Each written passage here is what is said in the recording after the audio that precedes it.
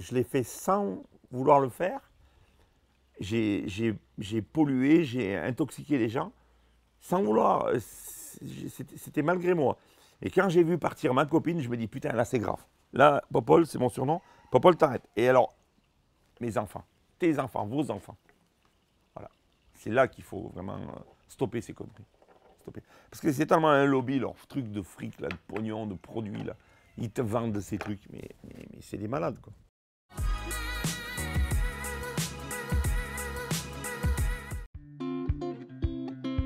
Quand j'avais 20 ans, je travaillais dans une exploitation à côté de chez moi, là. Oh, j'y ai travaillé pendant 4-5 ans. Alors, il y avait des silos, c'est des gros silos. Tu avais un silo pour colorer l'œuf, un silo pour durcir la coquille, et tu sortais un œuf, voilà, comme ça. La poule, elles étaient 5 dans une cage, elles ne voyaient jamais le jour. Et après, tu te dis, mais on a mangé des œufs comme ça, mais c'est grave, franchement, c'est grave.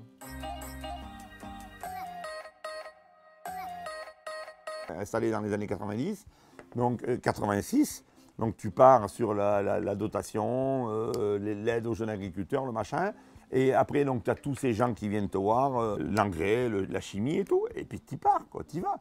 Tu as déjà le Crédit Agricole ou autre banque, je ne cite pas que le Crédit Agricole hein, ou les autres, ils te mettent le couteau sous la gorge parce qu'il faut produire pour rembourser ce qu'on...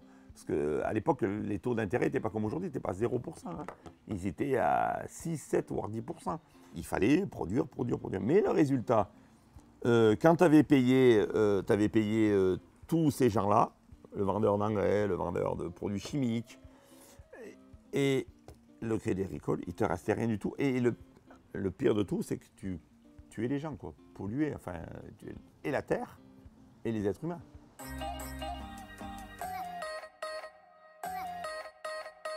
Il faut bien savoir que la pomme, elle est traitée au moins une vingtaine de fois, voire plus. Je parle de notre département, la Drôme. Hein. Je reviens sur la Drôme. La tomate, 13, 14, 15 fois. L'oignon, 17 à 18 fois. L'oignon, c'est un truc terrible. Le fruit qu'on peut éviter de traiter, c'est la cerise, l'abricot. La pêche, c'est un peu plus compliqué. Il y a on va dire, allez, 7-8 traitements. Mais franchement, la pomme, c'est un produit... la pomme et la poire, hein. C'est terrible.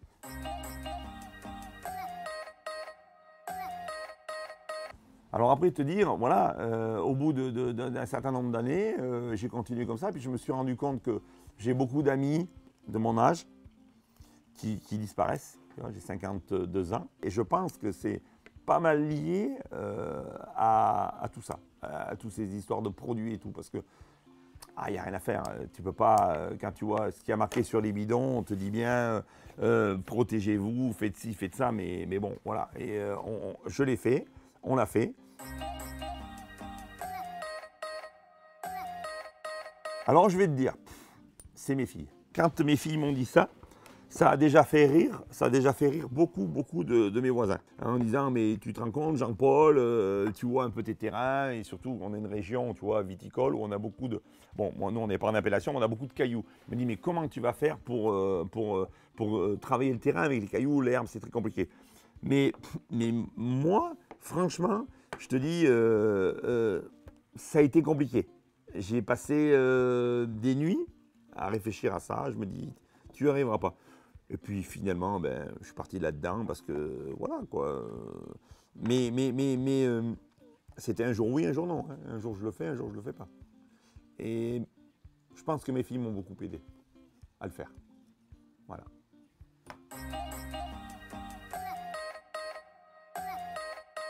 Tu passes pas bio, c'est pas une histoire d'argent. Enfin pour moi, hein, personnellement, c'est moral, quoi. Je me dis, tiens, allez, Jean-Paul, maintenant c'est le moment ou jamais de faire quelque chose de bien, propre et tout.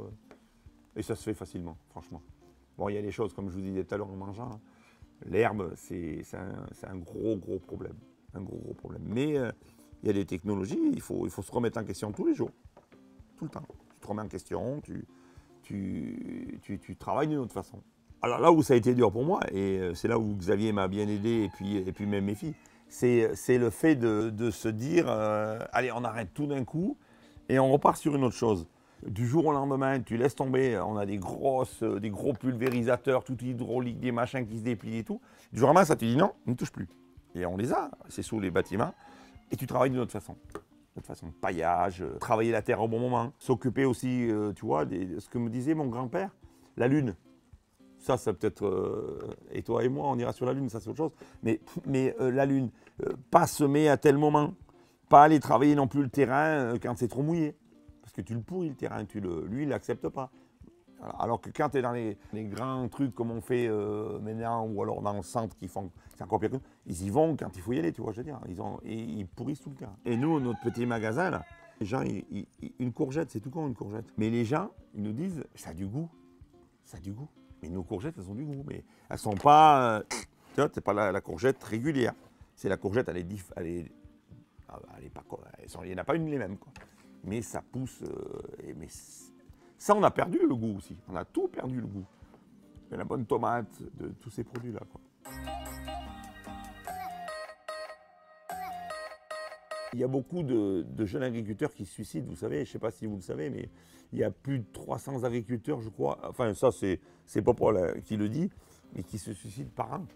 Et tout à cause de ce système que je viens de dénigrer, de dire qu'il n'est pas bien, quoi. C'est-à-dire que tu achètes, tu vends, ici, tu l'as, mais à la sortie, tu fais tourner la banque et tout ce qui s'ensuit. Et ça, j'aimerais bien que ça s'arrête. Et je ferai tout et je serai le bien, tu vois, je surveillerai mes deux filles pour que ça leur arrive pas. Et ça leur arrivera pas.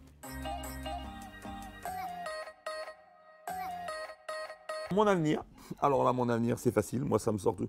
Voilà, mon avenir, eh ben, le Jean-Paul, eh ben, il a lâché sa sulfateuse, son masque, son casque, et il prend ses deux enfants, sa Léa et sa Anaïs. Il les met dans un chemin bio qui va être compliqué à faire, mais on va y aller par étapes, mais on va y arriver. Et puis je vais me retirer tout doucement et me reposer, vraiment. Et pas lâcher mes filles. Et surtout, qu'elles ne replongent pas dans la merde je te garantis qu'on a fait bouffer pendant des années. Voilà.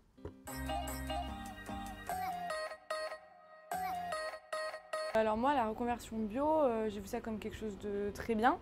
Je l'ai justement encouragée à le faire. Bon, après, c'était plus ma petite sœur qui était là-dedans, mais c'est vrai que moi, en travaillant rien que dans le stand, je voyais que les gens y retournaient. Et puis au niveau de la santé, au niveau de tout, je disais à mon papa, ah, si, il faut que tu partes là-dedans. Et moi, pour mon futur projet, ça m'a aussi lancé encore plus dans l'idée de partir dans du bio. Du coup, moi, j'ai pour projet de monter une ferme pédagogique. Et je me suis dit, mais il faut du plus, il faut apporter d'autres choses que les gens recherchent. Donc du coup, l'un des points premiers que je vais monter dans cette ferme, ce sera justement ce grand poulailler avec des œufs bio frais, que je pourrais revendre dans l'épicerie que je compte monter par la suite dans ma ferme pédagogique.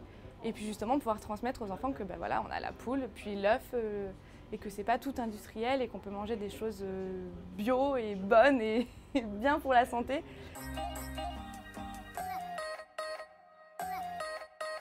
Ça s'est fait naturellement en fait, petit à petit. En fait, quand je revenais des cours ou quoi, je parlais de ça. Je disais, on a fait des cours de maraîchage bio, on a parlé de ci, par exemple l'exploitation du lycée, ils font des poivrons, ils arrivent bien à les faire. Enfin, ça s'est fait vraiment naturellement. Je vais parler de quelques méthodes, quelques techniques. Et après, il y a 3 ans, il nous a proposé de reprendre le stand en fait. Et moi, je veux prouver que voilà, qu'on peut y arriver, même si je sais que j'ai papa derrière. Je veux prouver qu'aussi par moi-même, je peux gérer, je peux monter et je peux gérer une entreprise agricole. Les filles aussi, elles peuvent le faire. Donc voilà, je suis fière d'être agricultrice et voilà, je voulais aussi faire passer ce message.